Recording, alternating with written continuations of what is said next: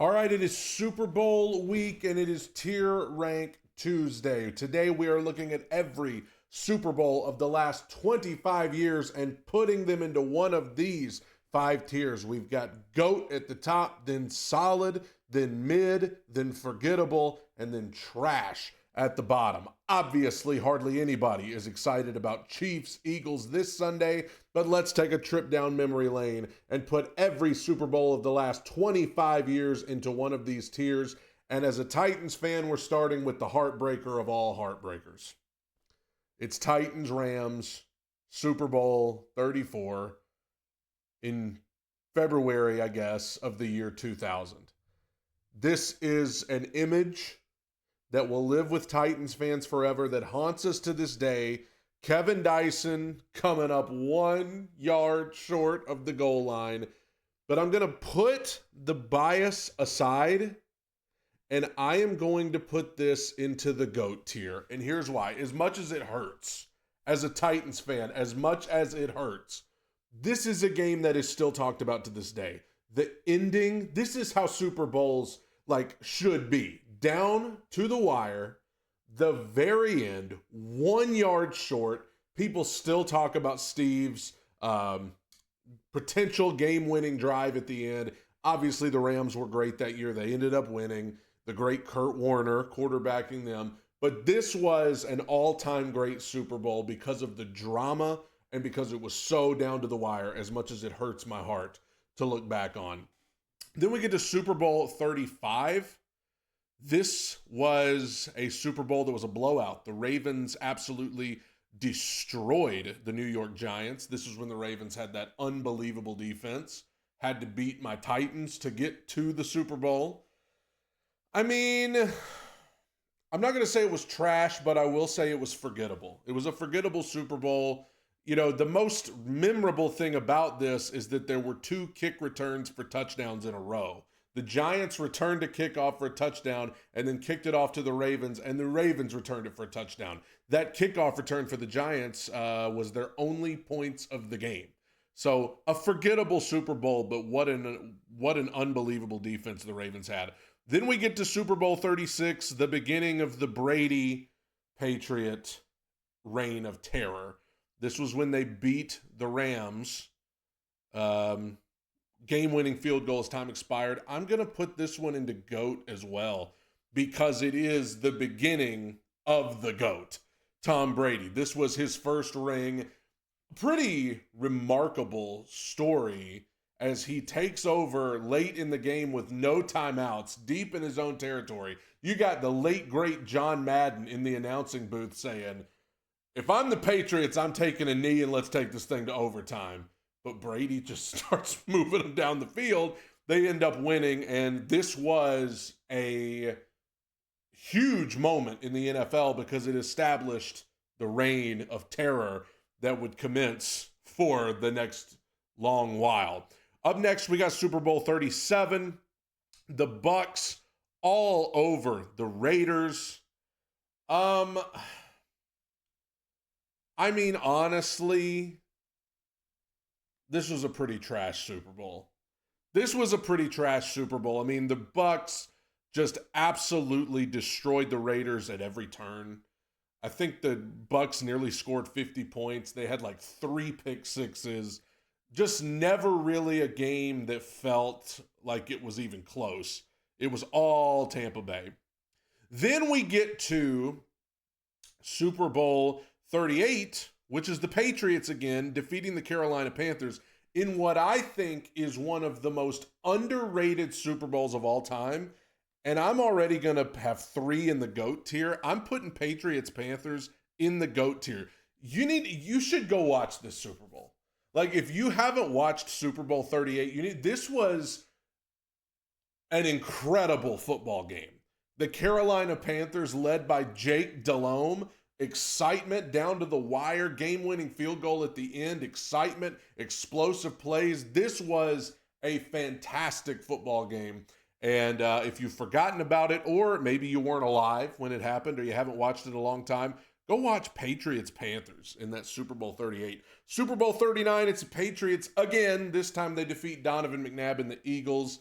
This Super Bowl, excuse me, this Super Bowl was mid. I thought this Super Bowl was just mid. It was one of those score wise, I think it was 24-21, so it was close. But there's just, this is not one that when you look back on the Brady Super Bowls, when you look back on the Super Bowls of, if you're my age, these are the Super Bowls of my lifetime that I've seen. This one just doesn't stand out at all. This was just kind of by then people had resigned to the fact that the Patriots were just better than everybody. And I don't think anybody really felt like McNabb and the Eagles were going to win. So it was just kind of meh. Then we get to Seahawks Steelers Super Bowl 40. Big Ben gets his first Super Bowl. I thought this one was mid too. I thought Seahawks, I mean, it was just kind of to each their own, but for me, this was just kind of a boring matchup that did not interest me at all. The Matt Hasselbeck Seahawks going against the Steelers, it just felt like especially the Seahawks, it just felt like such a random Super Bowl. There were no intriguing storylines unless you're a fan of the Seahawks or the Steelers. They had the exciting trick play for the Steelers to score a touchdown in this game, but just kind of a mid Super Bowl. Tempted to move it down to forgettable, but we'll keep it in mid. Colts, Bears. This was Peyton Manning's first Super Bowl, Super Bowl 41 in the rain. Prince put on one of the greatest halftime shows ever. I think this was mid too, and the only thing that keeps it from being just forgettable is the fact that it was Peyton Manning's first Super Bowl. Like if this had just been Peyton's second Super Bowl or something, I think this would fall into forgettable. I mean, you had the Devin Hester touchdown return on the first play of the game, but the rain, the rain and the weather elements kind of affected things. So it's just kind of there. And then you get to Super Bowl 42, the Giants defeating the perfect Patriots. And you already know this one is going into the GOAT tier. I mean, this is going into the GOAT tier. This was a storyline that I don't even think WWE could pull off, that the Patriots are undefeated. They're going against the lowly Giants with Eli Manning as their quarterback. Surely the Patriots are going to finish the job. And then the miraculous David Tyree catch, the touchdown to Burris, and the Giants do the unthinkable. I mean, that's a moment in time that I don't think any of us will ever forget. I mean, if you watched it, if you were alive for this and watched it live, you will never forget this moment. It was absolutely remarkable. Then we get to the next year's Super Bowl between the Arizona Cardinals and the Pittsburgh Steelers, Super Bowl 43. Another GOAT Super Bowl. I mean, this game had everything you could possibly want in a Super Bowl. A 100-yard James Harrison interception return for a touchdown. Larry Fitzgerald going off.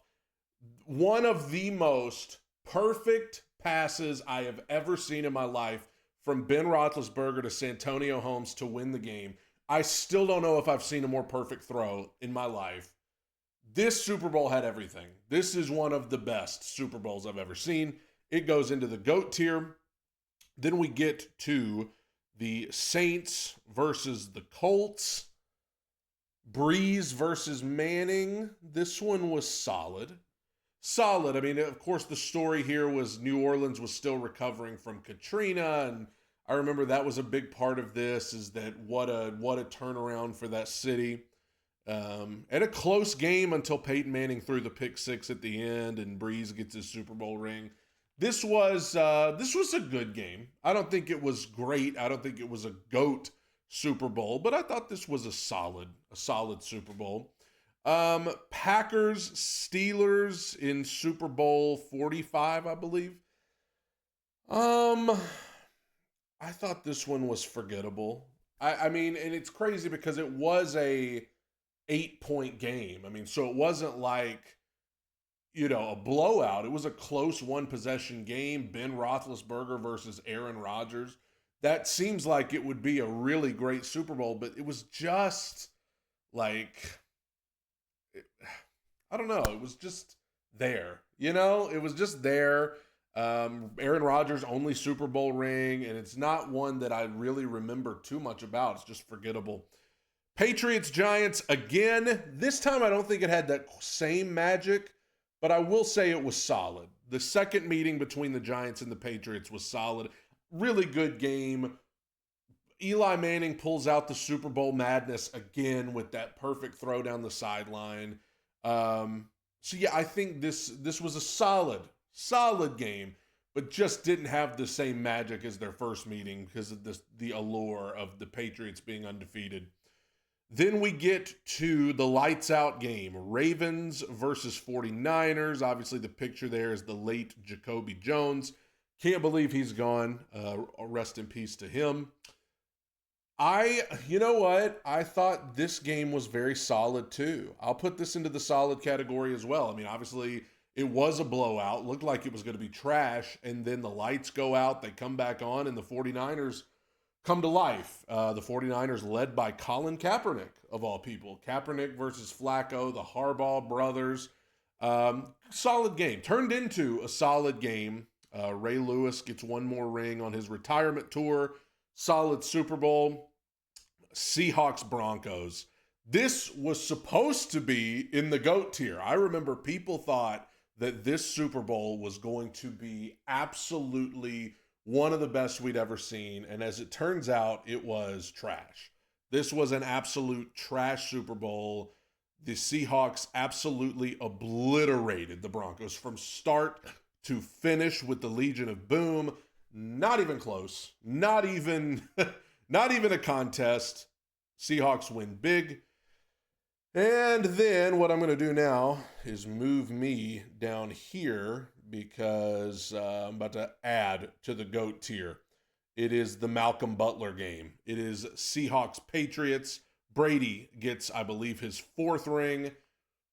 Still can't believe to this day that they didn't run it with Marshawn Lynch, but this game was really great all the way through. I mean, back and forth, Seahawks trying to repeat, Brady, the GOAT, trying to stop him from repeating. Doug Baldwin, was it right, that had the unbelievable catch for Seattle, and then the improbable ending of the Seahawks choosing to throw it. Malcolm Butler picks it off.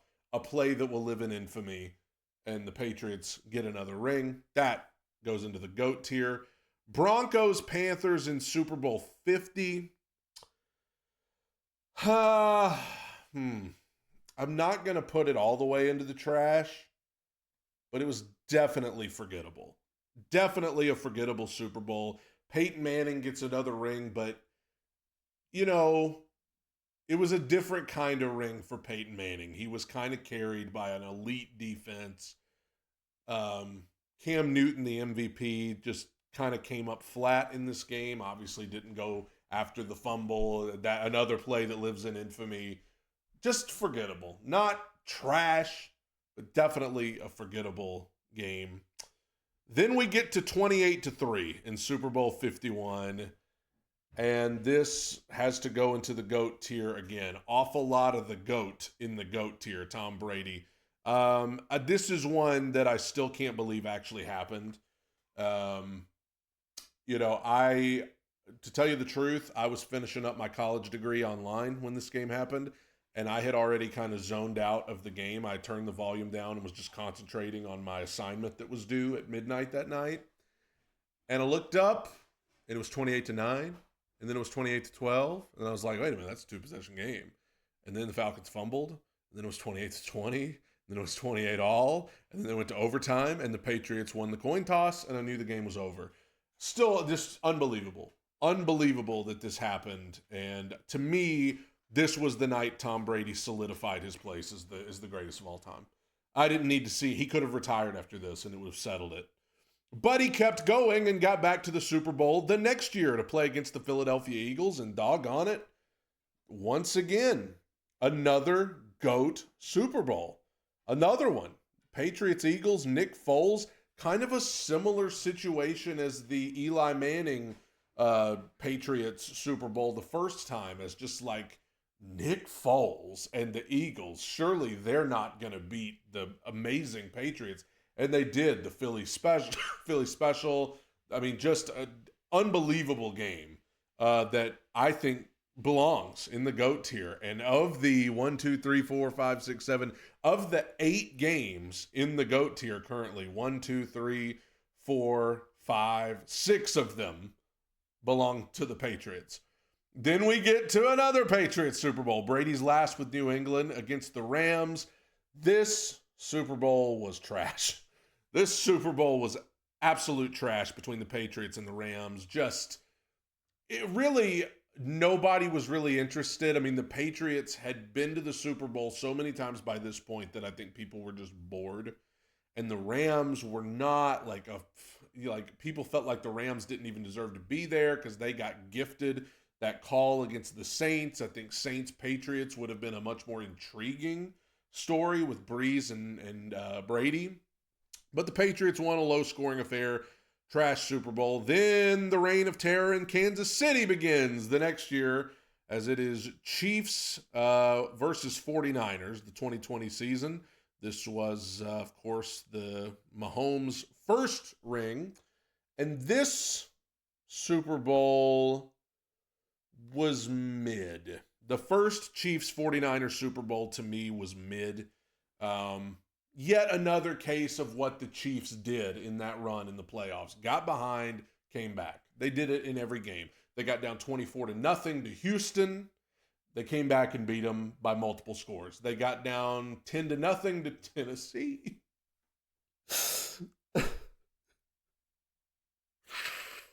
Oh, God. They got down 10-0 to Tennessee in the AFC Championship, came back and won. Good Lord. And then they go to the Super Bowl, and they're down, I think, 20-10 to the 49ers, and they came back and won. That's what the Chiefs did through those playoffs, and it was fine, but it was just kind of there. And then Chiefs-Bucks, the only Brady-Mahomes Super Bowl we ever got, and this is why Brady is still the GOAT to me, because they played each other in the Super Bowl, and Brady beat him. So I think the game here, I'm going to say, like, the game, I guess I'm going to say the game itself was mid. It definitely wasn't forgettable because it was Brady's last ring. I'm going to put it into the mid category because the game itself was a blowout. The Bucks destroyed them. I think the story of the game was very memorable, that it was Brady Mahomes and everybody just thought the Bucks surely not. And then they just destroyed them. So it was another mid Super Bowl. Then we got the random Super Bowl of the Bengals and the Rams. The Rams got the Super Bowl here. This one hurts because I feel like this year was the Titans' opportunity because it was just a random year. The Chiefs didn't make it. This was a solid Super Bowl, though. This was a solid Super Bowl. I mean, verging on GOAT. I think obviously the Rams are just one of, like, the Rams scream like not a team that you hear a lot of people like, oh my God, I'm high on the Rams this year. You don't hear that a lot. So I think there were a lot of people who just didn't know a lot about the Rams going into that Super Bowl. People were more intrigued by the Bengals, but the Rams ended up winning. This was a really good game. Solid game. And then we get to 2 years ago, the Chiefs and the Eagles, which we're going to get a freaking rerun of. But the thing is, this was a solid Super Bowl 2 years ago between the Chiefs and the Eagles. It was very solid. The only thing that kept it from being GOAT, in fact, is the ending, which was a lame, I mean, it was a good call. I guess it was the right call, but it was such a lame call. The pass interference on Philadelphia, which meant that the Chiefs were pretty much going to be able to run the clock out. And we didn't even get to see what would have happened if the Eagles would have had a chance to come back down. Would we have gone to overtime? We'll never know because the Chiefs got a call from the officials that allowed them to pretty much run the clock out and kick the easiest field goal of all time. A very anticlimactic ending to what had been a phenomenal game. And then last but not least is last year, the Chiefs and the 49ers. I'm torn on this one because nobody wanted this Super Bowl. Nobody was intrigued by Chiefs 49ers. But in spite of that, it was still a solid game. Like, it was definitely still a solid game because, I mean, it went to overtime. It was down to the wire, exciting conclusion. This was still solid. So I think this list gives you a look into the difference between the Patriots dynasty versus the Chiefs dynasty. The Patriots were like that champion in WWE who keeps beating people and is so dominant and they're so great, but whenever somebody beats them, it's a huge deal.